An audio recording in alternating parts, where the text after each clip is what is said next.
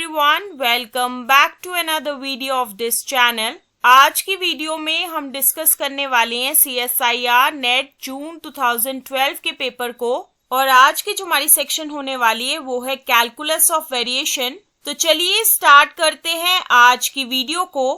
अब हम आ जाते हैं आज के क्वेश्चन की तरफ। आज के क्वेश्चन में हमें दिया गया है I of y of x जो है वो बराबर होगा integral from 1 to 3 y into bracket के अंदर होगा 3x minus Y into bracket के बाहर होगा dx। और इसी के साथ ही हमें दो बाउंड्री कंडीशंस दी गई हैं जो कि कुछ इस तरीके की हैं। सबसे पहली हमें बाउंड्री कंडीशन दी गई है y ऑफ 3 जो कि बराबर होगा मिक्स्ड फ्रैक्शन 4 1/2 के, और दूसरी बाउंड्री कंडीशन हमें दी गई है y ऑफ 1 इक्वल टू 1। अब इस क्वेश्चन में हमें बेसिकली क्या पूछा गया है कि हमें एक्सट्रीमल निकालना है इस फंक्शनल का और जो कि सैटिस्फाई कर रहा होगा इन दोनों बाउंड्री कंडीशंस को, ताकि हम पता लगा सके कि इस फंक्शनल के पास बेसिकली किस टाइप का सोल्यूशन होगा। और जिस भी टाइप का सोल्यूशन होगा हमारे इस फंक्शनल का वो हमें दिया गया है ऑप्शंस के रूप में। सबसे पहले हमें ऑप्शन ए में दिया गया है कि इस फंक्शनल के पास यूनिक सोल्यूशन होगा। ऑप्शन बी में हमें दिया गया है कि इस फंक्शनल के पास एग्जैक्टली दो सोल्यूशंस होंगे।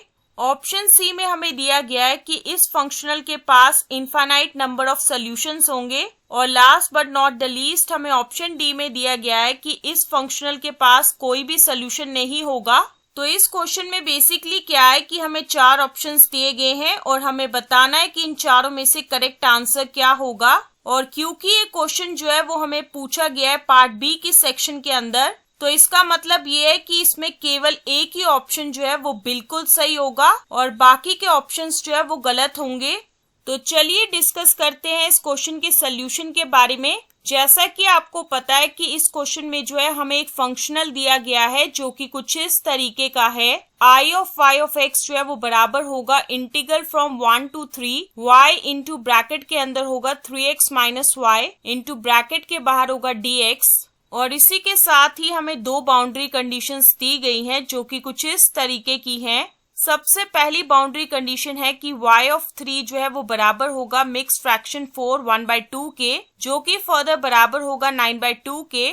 और दूसरी बाउंड्री कंडीशन हमें दी गई है कि y ऑफ 1 जो है वो बराबर होगा 1 के। इस फंक्शनल के केस में हमारा f of x, y dash जो है वो बराबर होगा y इंटू ब्रैकेट के अंदर होगा 3x माइनस वाई, जो कि फर्दर बराबर होगा 3xy माइनस वाई स्क्वायर के।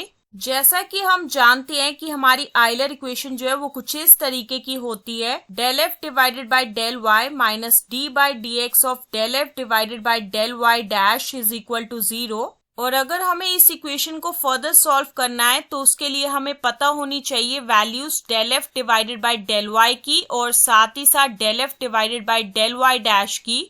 तो चलिए सबसे पहले हम कैलकुलेट करते हैं del f divided by del y, जिसके लिए हम डिफरेंशिएट करेंगे इस एफ को partially with respect to y ताकि हमें मिल सके del f divided by del y जो कि बराबर होगा 3x माइनस 2y के।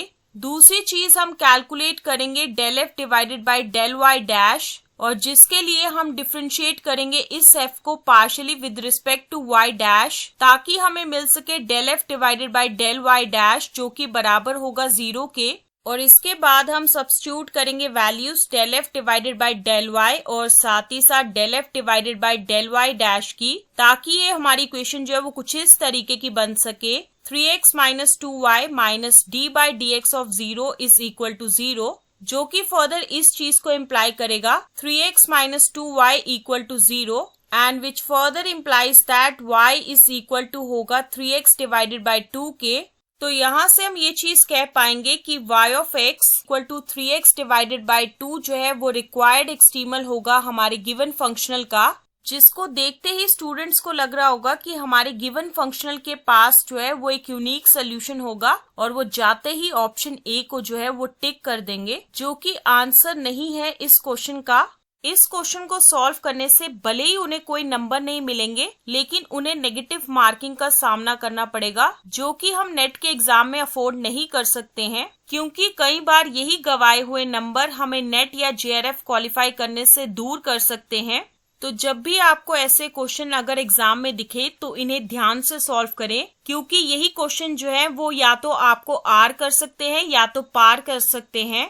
जनरली जब भी हमें कैलकुलस ऑफ वेरिएशन का क्वेश्चन दिया जाता है तो उसमें हमें बेसिकली एक फंक्शनल दिया गया होता है और उसके साथ हमें कुछ बाउंड्री कंडीशंस दी गई होती है। फिर उसके बाद हम उसमें आयलर इक्वेशन का यूज करके कैलकुलेट करते हैं एक्सट्रीमल हमारे गिवन फंक्शनल का, जो कि in terms of arbitrary constants होता है। और फिर उसके बाद हम इस एक्सट्रीमल को जो है आजाद करते हैं हमारे आर्बिट्री कांस्टेंट से यूजिंग बाउंड्री कंडीशंस, ताकि हमें मिल सके एक्सट्रीमल जो कि फ्री हो हमारे आर्बिट्री कांस्टेंट से। और उसके बाद हम अंदाजा लगाते हैं कि हमारे गिवन फंक्शनल के पास जो है यूनिक सोल्यूशन है या एग्जैक्टली दो सोल्यूशन है या इनफाइनाइटली मैनी सोल्यूशंस हैं या कोई भी सोल्यूशन नहीं है। लेकिन इस क्वेश्चन के केस में क्या हो रहा है कि हमें y of x equal to 3x divided by 2 मिल रहा है, जो कि रिक्वायर्ड एक्सट्रीमल है हमारे गिवन फंक्शनल का और जिसमें कोई भी आर्बिट्री कांस्टेंट नहीं है। अब सोचने वाली बात यह है कि इस क्वेश्चन में जो है हमें बाउंड्री कंडीशन क्यों दी गई है, जबकि हमारे एक्सट्रीमल के पास तो कोई भी आर्बिट्री कांस्टेंट नहीं है और नेट के एग्जाम में जो है आपको कोई भी चीज फ्री में तो नहीं मिली होती है। तो इसका मतलब ये है कि इस क्वेश्चन में जो बाउंड्री कंडीशन है उसका कोई ना कोई तो मतलब होगा। तो चलिए जानने की कोशिश करते हैं कि y of x equal to 3x divided by 2 जो कि रिक्वायर्ड एक्सट्रीमल है हमारे गिवन फंक्शनल का, क्या ये सेटिस्फाई करता है इस बाउंड्री कंडीशंस को या कि नहीं। सबसे पहले हम ये चीज चेक करेंगे कि क्या y ऑफ 3 जो है वो बराबर है 9/2 के या नहीं। तो उसके लिए हमें कंसिडर करना पड़ेगा y ऑफ 3 को, जिसके लिए हमें इस y ऑफ x में x की जगह 3 लेना पड़ेगा ताकि हमें मिल सके y ऑफ 3 जो कि बराबर होगा 3 इंटू 3 डिवाइडेड बाई 2 के, which is further equal to होगा 9/2 के। तो इसका मतलब ये है कि जो हमारा एक्सट्रीमल है वो सेटिस्फाई कर रहा है हमारी पहली बाउंड्री कंडीशन को। अब इसके बाद हम चेक करेंगे कि क्या y ऑफ 1 जो है वो बराबर है 1 के। तो उसके लिए हम इस एक्सट्रीमल में x की जगह 1 लेंगे ताकि हमें मिल सके y ऑफ 1 जो कि बराबर होगा 3/2 के, जो कि इस केस में 1 के बराबर तो है ही नहीं।